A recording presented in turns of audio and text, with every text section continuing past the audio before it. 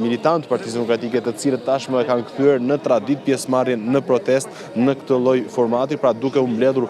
fillimisht në oborrin e selisë së Partisë Demokratike dhe më pas duke shoqëruar zotin Berishën së bashku me pjesën tjetër të leadershipit demokrat drejt bulevardit, aty ku është instaluar një podium. Është e vërtetë ajo që ju thatë, do të ketë folsa, në informacionet që unë kam do të jenë 5 të tillë, të cilët përveç zotit Berisha kemi mundur të mësojmë se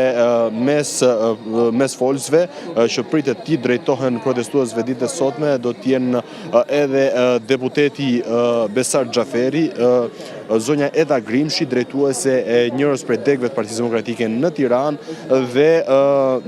Edvin Cami, një intelektual i cili është bashkuar protestës dhe thirrjes Partisë Demokratike për të marrë pjesë në këtë tubim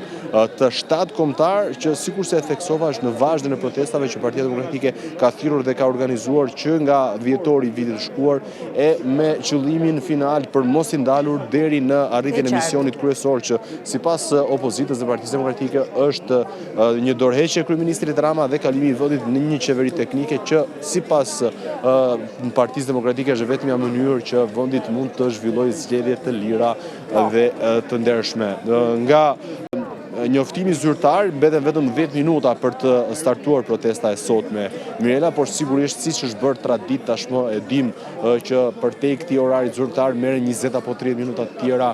deri në grumbullimin e të gjithë qytetarëve që janë duke ardhur jo vetëm nga Tirana apo qytetet përreth, por edhe nga në zona më të thella dhe më të largta të vendit, kështu që përdorim mundësinë që të marrin pjesë të gjithë në këtë protestë të radhës së Partisë Demokratike. Shoh flamuj mbrapa dhe përsëri flamuri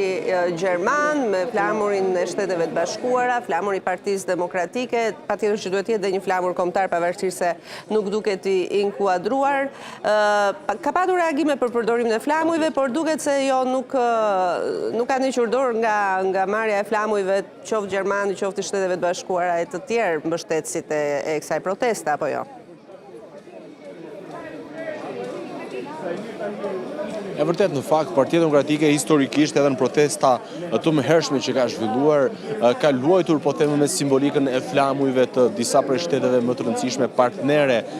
të Shqipërisë, siç mund të jenë Shtetet e Bashkuara të Amerikës apo edhe shtete të ndryshme europiane. Në 2 protestat e fundit kemi parë që flamurit kombëtar, flamurit Partisë Demokratike, aty të Bashkimit Evropian dhe të Shtetet e Bashkuara të Amerikës është bashkangjitur edhe flamuri gjerman, një simbolik në fakt kjo goxha e rëndësishme për vetë atë se çfarë ka përfaqësuar Gjermania me qëndrimet kritike që ka mbajtur her pas here ndaj maxhorancës dhe ndaj qeverisjes në vitet e fundit, po sigurisht gjatë këtyre javëve të fundit për Partinë Demokratike është parë si një lloj ndihme dhe një lloj dore që jepet nga